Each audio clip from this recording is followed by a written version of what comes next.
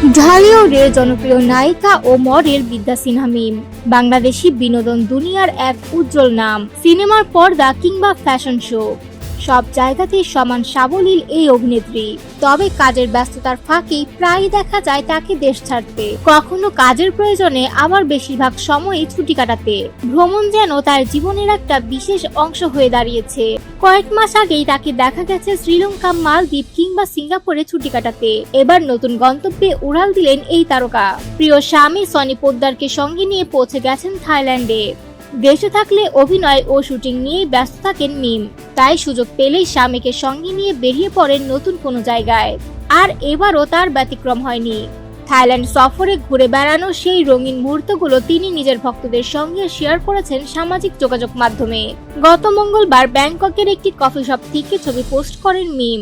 হালকা বেগুনি পোশাকে হাতে ড্রিঙ্কস, কখনো জানালার পাশে দাঁড়িয়ে ক্যামেরায় ধরা দিয়েছেন। এক কথায় স্টাইলিশ লুকে মুগ্ধ করেছেন সবাইকে। পরদিন বুধবার তিনি চলে যান থাইল্যান্ডের বিখ্যাত কো চ্যাং দ্বীপে। সেখান থেকে পোস্ট করা এক ছবিতে দেখা যায় সমুদ্রের তীরে পাশাপাশি বসে স্বামী সনির সঙ্গে উপভোগ করছেন নীল সমুদ্রের সৌন্দর্য। দুজনের সেই মুহূর্ত যেন এক টুকরো সিনেমার দৃশ্য।